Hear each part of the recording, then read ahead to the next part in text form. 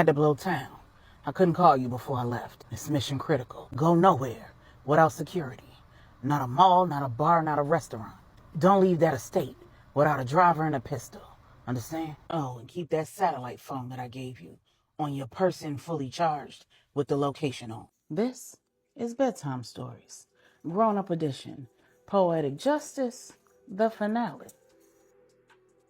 While it may seem to be slow going, if you know me, then you know that I haven't wasted a detail. In bonus episodes 1 and 2, Maribel got Porsha and the Queen Mother together. True and Bosch have gotten to know one another better, and Bosch has been on his job, keeping True physically and emotionally safe. Maybe a little too safe. And Stephanie got her Uncle Manny together, right before her remarriage to CT. And Natalia surprised everybody, including us, when she accepted Sincere's invitation to go on a little date. She set the time and location, and when he entered the main house at the family complex in Denton, he was in need of some advice. He said, "Angela, I ran into Natalia and she agreed to go on a date with me tomorrow, but..." Angela said, "But what?" Sincere said, "But I don't really know how I'm gonna pull this off." Angela said, "I can't help you. All I can tell you is you better be on your best behavior." Sincere said, "But..." Catherine said, "But nothing. You need to figure it out. This ain't gonna be no walk in the park." Salima said, "That's for sure, because she was in here dropping jewels." Sincere said, "What'd she say?" Salima said she don't play hard to get, but she ain't easy to find either. Renni said, and I like that. I think you may just have found your twin flame. Sincere said, "I know, right? And she bad as hell, too." Catherine said, "She is more than a pretty face." Sincere said, "Yeah, I know." Catherine said, "I don't think you do.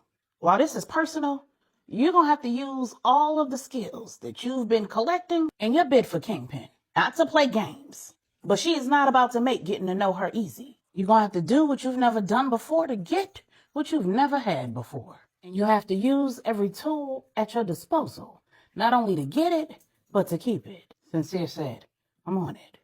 Where my cousin at?" Catherine said, "Which one?" Sincere said, "Q." Angela said, "He's at the house." Sincere said, "Cool. I'm gonna go pick his brain." Shortly after Sincere left, the Queen Mother walked in. She said, "I am sorry that I'm late. When I was getting the last of this food together, Manny came. He asked that I give his apologies. He will not be making karaoke night. Neither will Idra. Idra's headed back to St. Lucia, and Manny's heading to take his wife and Miranda back to Puerto Rico." All the women said, Salima said, "So what are we missing?" The Queen Mother said, "Remember when Stanley said that he had letters for his father and his siblings? That if something were to happen to him, they'd be getting those letters? Well, he gave those letters to his pretend boyfriend, Mark Goodwin. And Mark turned those letters over to Manny. They've been analyzed, and the team thinks that they have a pretty good idea of what all Stanley's been planning. I'll get you all up to speed once Stephanie's safely in Puerto Rico. But Angela, I need to talk with you in the kitchen." Salima said, "What about me? I gotta wait too?" The Queen Mother said, "Yes. You've got somebody on that Hanifa girl, right?" Salima said, "Yeah, I do." The Queen Mother said, "You got somebody on her father?"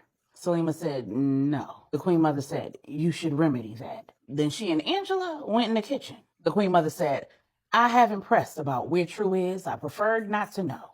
But wherever she is, you need to move her ASAP. And if she doesn't have a full team of security, you need to remedy that." Angela said, "What's going on?" The Queen Mother said, "In all of Stanley's letters, of course, he told his side of the story. It was full of innuendo, assumptions, and unhinged malarkey. But each letter had coded messages that make it very clear that this is not over. He obviously didn't take too kindly to Manny not choosing him, not saving him. So his letter to Manny was full of threats. He even threatened his own mother."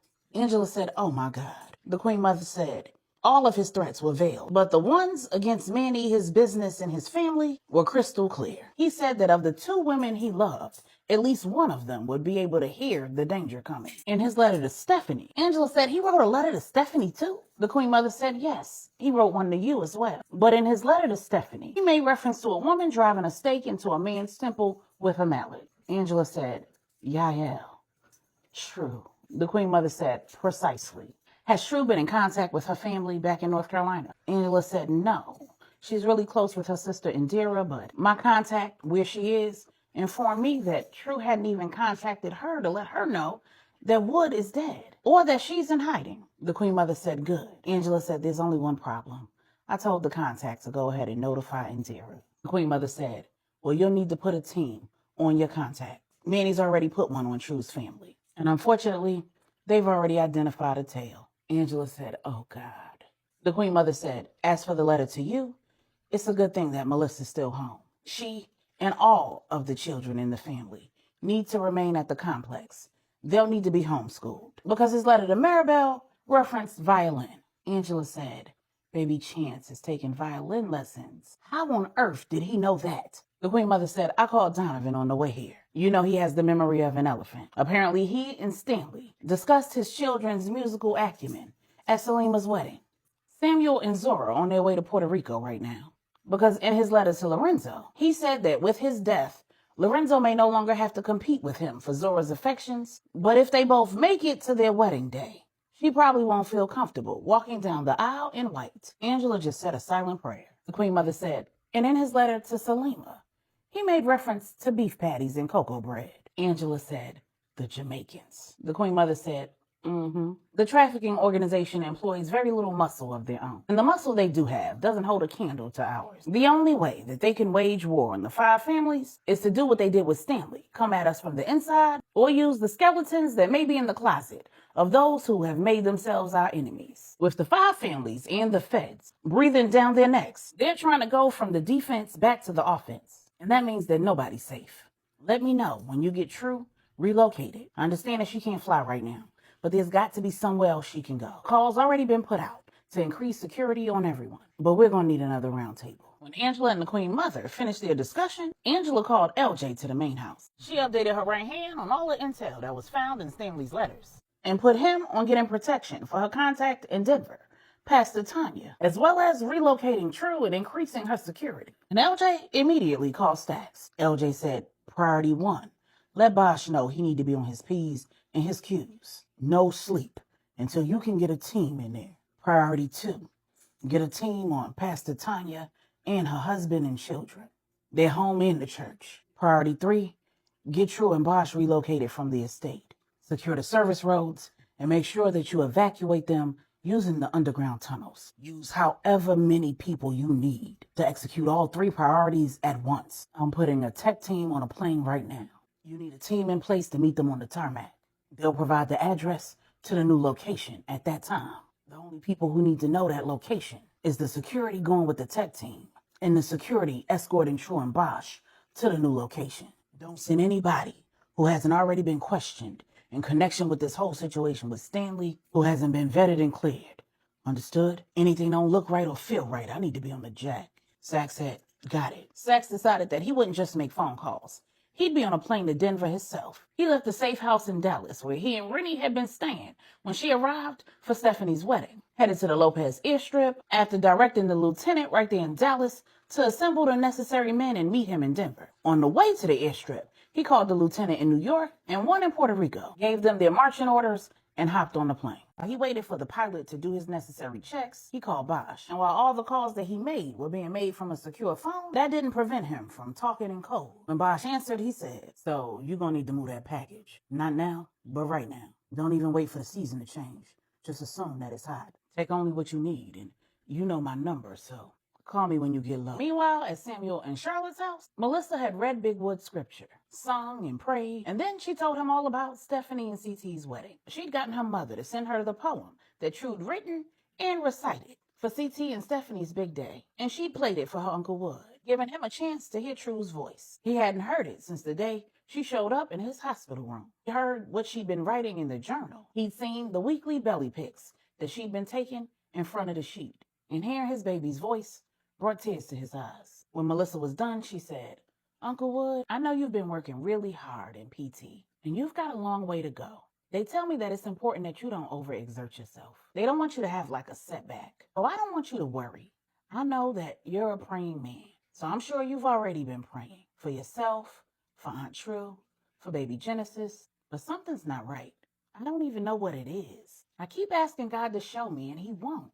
And that's kind of making me nervous. And every time I tell him that I'm nervous, he reminds me to just pray. So that's what I've been doing. But the Bible says that where 2 or more are gathered together, God is also in the midst. So before I head home and go to bed, I was wondering if you would pray with me for Aunt True and baby Genesis. 'Cause I have a feeling she's not coming home anytime soon. And when Big Wood held out his hand to Melissa, she grabbed it and went into fervent prayer. Neither Melissa nor Big Wood could have possibly known what was coming next. Later that evening, when Manny, Marisol, and Miranda arrived in Puerto Rico, Manny and Marisol headed to the Lopez estate. Once inside the main house, Marisol said, "I'm surprised that you decided to come back to Puerto Rico instead of heading back to St. Lucia." Manny said, "Are you really? You know me, Marisol. You and my children are my very first priority." Marisol said, "I haven't seen or spoken to you in several weeks, so it's a little difficult for me to believe that." Manny said, "I told you that I needed to make sure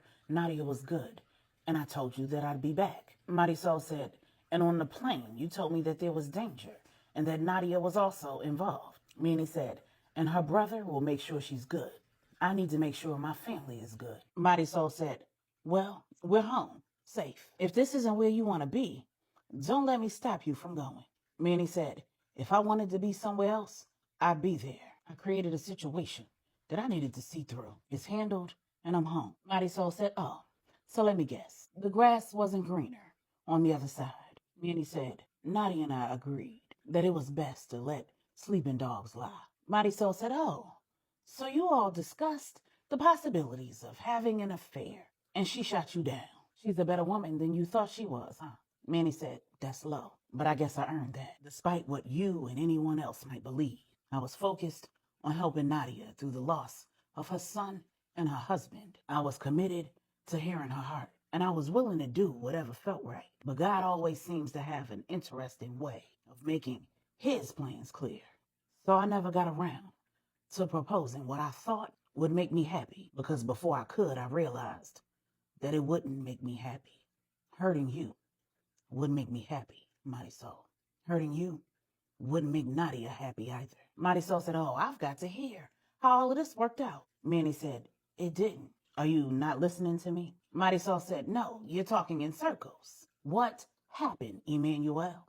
Manny said, "I asked her to share her heart with me. In response, she spent several days telling me about her life and love with Anand, about the difficulties in raising Stanley, about how happy she was for you and I and our family. When she was done, she asked me about my life, the parts that she wasn't there to witness. I wasn't all that interested in sharing, but she was persistent. Before I knew it, I'd spent more hours than I can count talking to her about you, about how much I love you, about all the years we've spent together, all the good times we've had together, about the difficult times that we've had, and how you've prayed us through them, about how you stood beside me when my mental health made it difficult for me to do what was right when what was wrong was easier. There I was thinking that Nadia was going to be brokenhearted and she was going to need me to help her deal with her losses and her new reality. She was going to need a friend, that I needed to be that friend, only for me to realize that I was the brokenhearted one. I was the one in need of a friend. And like a good friend, she asked the right questions, questions that required me to ask myself some questions. To answer them, I had to dig deep. I had to really examine my life, all the pieces of it, and just how all those pieces come together. When I had difficulty answering the questions that she'd asked, answering the ones that I asked myself, she prayed with me for my mind, my heart, my family. And before I knew it, I didn't want to be in St. Lucia. I didn't want to be anything more than Nadia's friend. And I didn't want to be anywhere else but with you. I was reckless with my words, with your heart, with the life that we've created together. Can you ever forgive me, Marisol?" While the right hands of all of the heads of the 5 families were giving out defensive and offensive orders to the generals, lieutenants, and soldiers in their command, Stephanie and CT's farewell karaoke night was in full swing. LJ was present, participating, and distracted, because as Angela's right hand, he needed to stay in constant communication with Marley, Javier, Etienne, and Alejandro's right hand. He was also awaiting updates from Stax and checking the cameras at Angela and Stephanie's estate in Denver. Q had given Sincere the advice he needed to make sure that his date went smoothly, at least as far as safety was concerned. Q had informed Angela of Melissa's concerns, and Angela had told him all that the Queen Mother had shared with her. Despite the absence of Idra, Manny, Marisol, Miranda, and her husband, the farewell event was well attended, and everyone managed to have a good time, despite the impending danger. The Queen Mother gave Maribel a wide berth. She wanted to ensure that she and Donovan had a good time, but Donovan made it a point to find his mother, because she had some questions to answer. The festivities continued after Stephanie and CT decided to call it a night since they had an early flight in the morning. And when Donovan saw his mother go into the kitchen to help with cleanup, he followed her inside. He said, "So, my dear, Maribel and I went to visit Porsha today, and she made some comments." The Queen Mother said, "They made it clear that I spoke with her after you put me out of your house." "Uh-huh," Donovan said.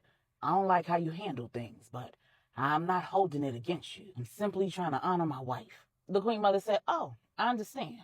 I have no issue with that, Donovan. That's precisely what I want you to do." Donovan said, "Then what are you trying to pull with Porsha, my dear?" The Queen Mother said, "I need her to trust me. I need her to know that while I'd prefer for her to respect your wishes and accept your no, I still want what's best for her, which I do, because I want what's best for my grandbaby. That means I need her to feel like I'm on her side. I will not in any way encourage her to go up against Maribel, to interfere in your marriage, or make it difficult for you to parent your child. But I want her to feel like she can confide in me. I intend to get to know her, find out what makes her tick, learn how she moves, so I can be one step ahead of her when she next strikes. You and I both know that she will. Maribel doesn't need to ever talk to me again. She doesn't even have to forgive me. But I love her and I got her back. And as long as I have access to my grandchildren, I'm good. You two are going to have a fight on your hands. And I'm not letting you fight alone." Now, Stanley may not have known that Porsha was alive. But unfortunately, the fact that you and your children have moved around without security for so long has provided whomever he was in cahoots with enough information about your life, your movements, and your family that they may have already put two and two together. Stanley knew all about Porsha kidnapping you and holding you hostage. We've got to assume that he's told them everything there is to know about our entire family. They may not make Porsha a target of attack, but they may very well try to make her an ally. While that conversation was being had, Renni was having a conversation of her own. She got a call from Stack saying, "I had to blow town.